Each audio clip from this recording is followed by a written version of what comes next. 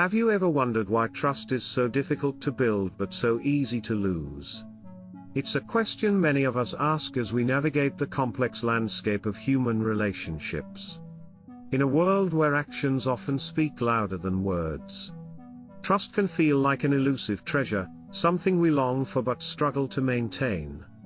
Yet, the ancient teachings of Zen and Buddhism offer us profound wisdom to guide us on this delicate journey. Trust, as Zen philosophy teaches, is not a blind leap into the unknown. It is a bridge between souls, built on foundations of clarity, awareness, and a deep understanding of human nature. But how do we know when to trust? How can we navigate the intricate web of relationships without falling victim to manipulation, doubt, or betrayal? In today's exploration, we'll uncover the timeless teachings that help us discern who deserves our trust and who doesn't. We'll dive into how to recognize manipulative behavior, honor our boundaries, and cultivate trust that uplifts rather than undermines. By the end, you'll gain insights that will empower you to navigate your relationships with greater wisdom and clarity. So, if you've ever struggled with the complexities of trust, stick with me as we uncover these life-changing lessons. Section 1: The Nature of Trust, in Zen Philosophy. Trust is often compared to a lotus flower, delicate yet capable of blooming magnificently. But only in clear and unpolluted waters. This metaphor highlights that trust must be rooted in clarity, honesty, and consistency between words and actions. Blind faith, often romanticized as a virtue, is viewed in Zen as a lack of discernment. True trust requires wisdom, a conscious effort to objectively evaluate intentions and behaviors. Consider the example of Warren Buffett, a high-profile leader whose legacy is built on trust. His partnerships and investments thrive due to his unwavering honesty and clarity of purpose. In stark contrast, financial scandals like the downfall of Bernie Madoff demonstrate how misplaced trust can devastate lives. The critical difference lies in transparency and the alignment between promises and actions.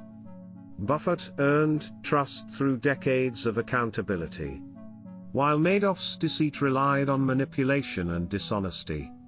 Zen teachings beautifully illustrate this concept through the story of the monk and his teacher.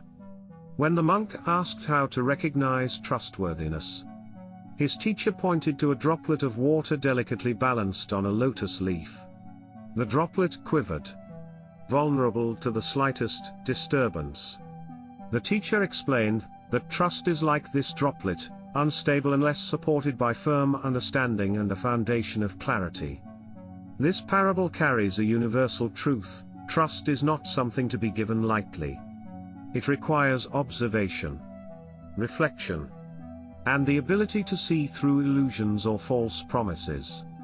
Like the droplet, poorly placed trust can fall and dissolve into chaos. When deciding whom to trust, it helps to reflect on two critical questions. First, does this person's presence bring clarity or confusion? If their actions or words create uncertainty, it's a warning sign. For example, political leaders like Barack Obama gained global trust through clear and consistent communication. His speeches and policies aligned with his words, fostering confidence in his intentions. Conversely, history is replete with figures whose mixed signals eroded trust, leaving confusion and doubt in their wake. Second, are their words consistent with their actions? Consistency is essential for trust to thrive. Leaders like Mahatma Gandhi exemplified this principle by embodying the values they preached, such as nonviolence and simplicity. Trust cannot endure if actions betray spoken commitments.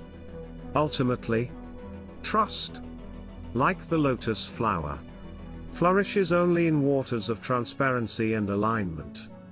Section 2: Recognizing manipulation and doubt, manipulation often masquerades as kindness, making it difficult to detect. In the story of the novice and the wanderer, doubt becomes the wanderer's weapon, a subtle yet potent tool to distort the novice's perception. Rather than guiding the novice toward growth, the wanderer plants seeds of insecurity, steering him away from his path of enlightenment. This isn't genuine mentorship, it's control disguised as opportunity. The Buddha's teachings warn of the dangers of doubt when it is sown by others. Emphasizing doubt, when sown by others, severs your connection to truth. This wisdom highlights how external influences can destabilize inner peace and clarity if allowed to take root. The wanderer's tactics find parallels in modern scenarios. Consider a high-stakes business environment where a mentor or senior executive undermines a protégé with comments like, "Are you sure you're ready for this role? Or maybe you should follow my way, it's safer." While these remarks may seem well-meaning, they subtly erode confidence and foster dependency. A prominent example is Steve Jobs, renowned for his brilliance but also infamous for his intense scrutiny of his teams. While his approach pushed many to excel, some felt diminished and manipulated. This illustrates the fine line between motivation and control. True mentorship nurtures growth, whereas manipulation stifles it. The wanderer's words to the novice: "Why waste your life in silence? The world outside is full of treasures," were tempting but self-serving. The novice, once content with his studies and meditation, began to question his purpose because of these carefully chosen words. The wanderer's intent was not to help the novice grow but to divert his energy for personal gain, fostering dependence and self-doubt. This pattern is familiar in relationships where one partner subtly undermines the other's decisions, gradually eroding their confidence. Over time, the manipulated partner may lose trust in their own judgment, and become increasingly reliant on the manipulator. To guard against such manipulation, self-reflection is key. Ask yourself whether certain people in your life create confusion rather than clarity. Do they offer advice that leaves you doubting your decisions? Or do they provide insights that empower you? Examine whether their intentions align with your growth or serve their own interests. Genuine relationships build independence and confidence, while manipulative ones tether your success to someone else's control. Recognizing manipulation begins with observing these patterns. True companions uplift you with honesty and clarity, never by planting doubt or fostering dependence. Section 3, The Power of Boundaries. Boundaries act as sacred spaces that protect our individuality and well-being within relationships. They are crucial for fostering trust and maintaining harmony. Without boundaries, relationships can become unbalanced, where one person's needs take precedence, leaving the other feeling exploited or drained. Boundaries are not about creating distance but about establishing mutual respect and understanding between individuals. A prime example of healthy boundary dynamics can be seen in the friendship between Oprah Winfrey and Gayle King. Both are strong, independent individuals who value their personal and professional boundaries. Yet they maintain a deep and supportive bond.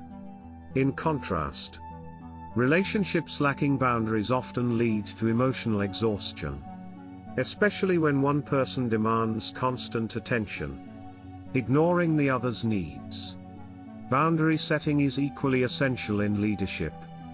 A notable example is former German Chancellor Angela Merkel, who was known for her calm and methodical approach to leadership. She skillfully set clear boundaries in her interactions with world leaders, ensuring that Germany's interests were respected while avoiding unnecessary conflict. This approach exemplifies the Zen principle of maintaining equanimity, which emphasizes balance and independence in all interactions.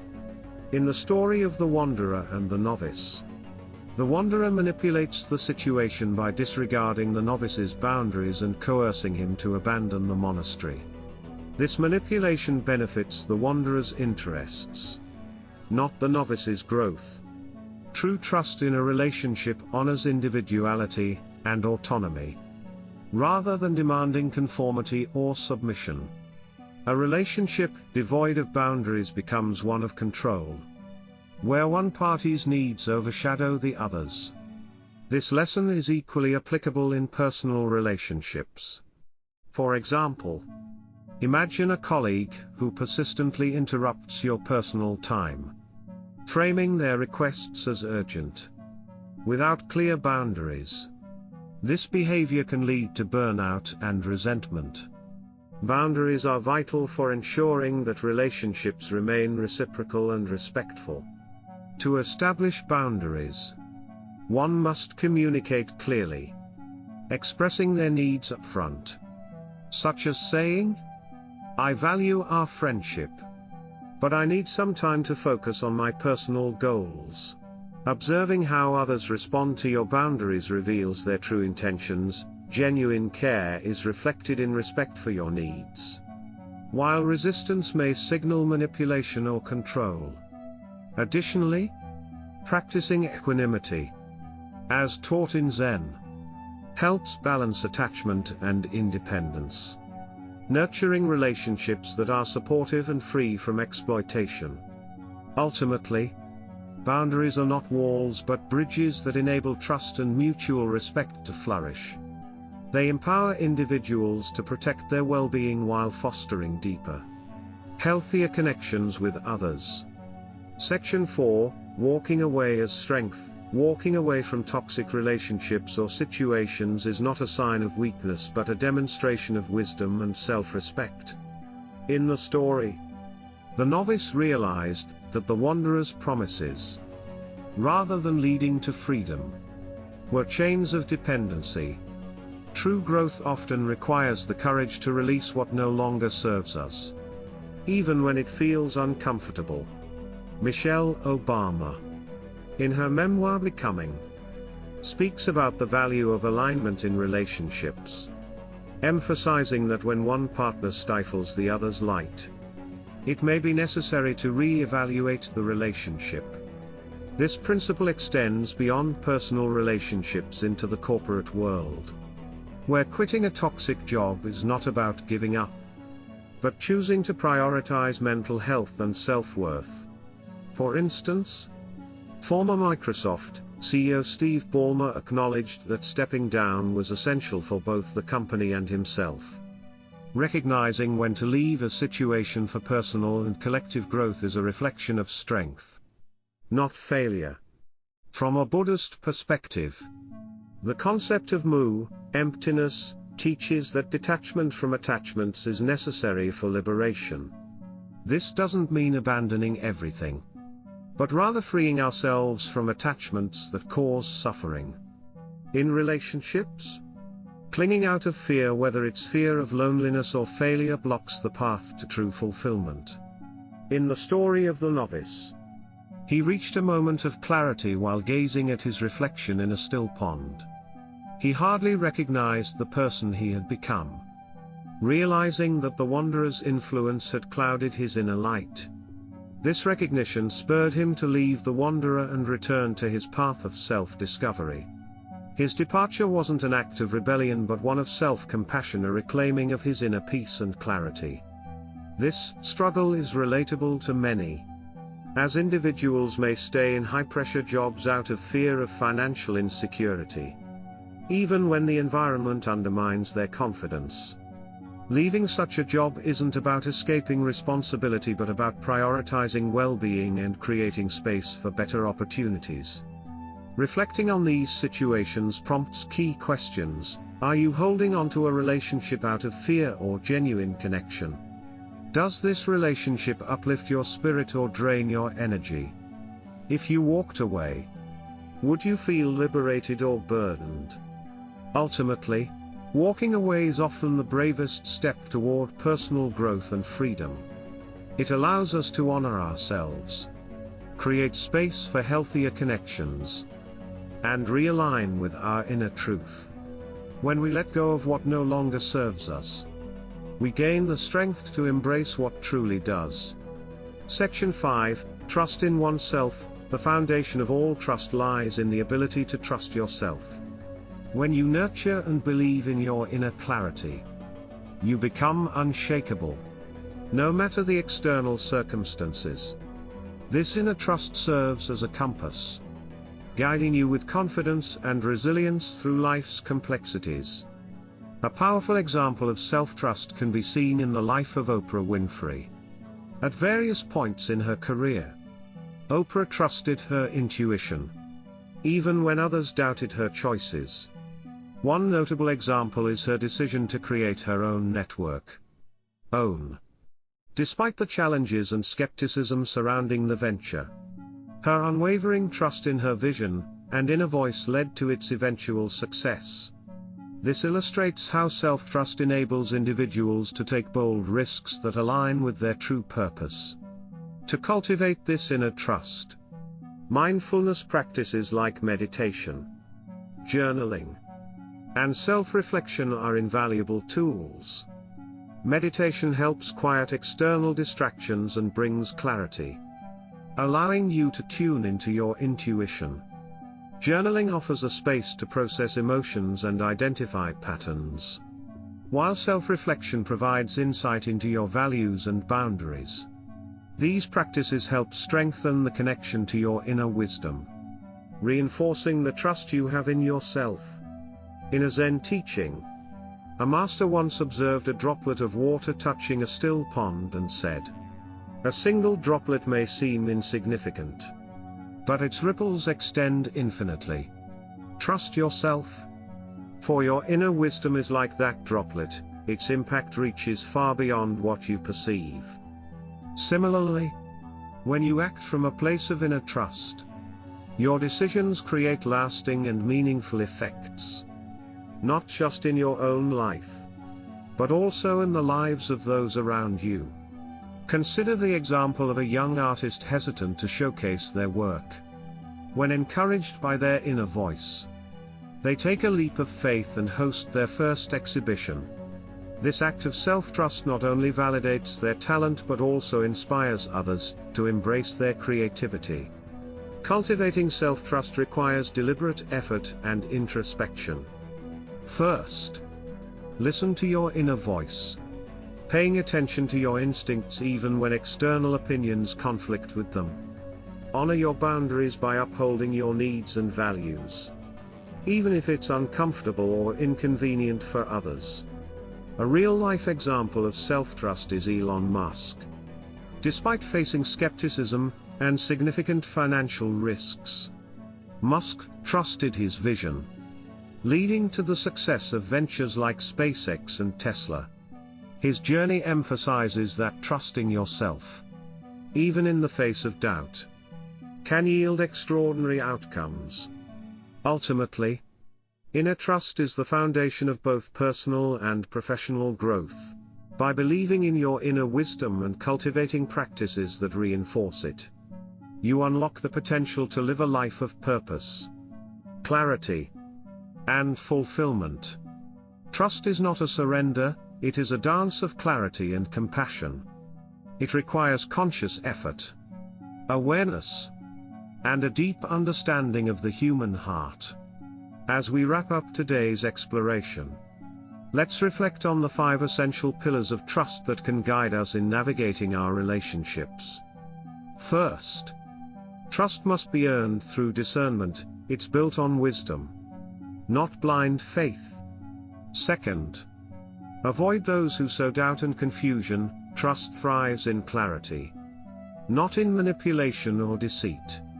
Third, establish boundaries to protect your peace, as boundaries ensure that trust remains balanced and mutual. Fourth, have the courage to walk away when needed. Letting go is often the wisest path toward personal freedom. And above all, trust yourself. Your inner wisdom is the foundation of all healthy relationships. As you move forward, May you bloom like the lotus, rooted in clarity and stillness, navigating your journey with wisdom and grace. I'd love to hear your thoughts on trust. What experiences have shaped your understanding of it? Share your stories in the comments below. And if you haven't already, don't forget to subscribe to Peaceful Horizons for more content on mindfulness and wisdom. Thank you for being part of this peaceful journey with me.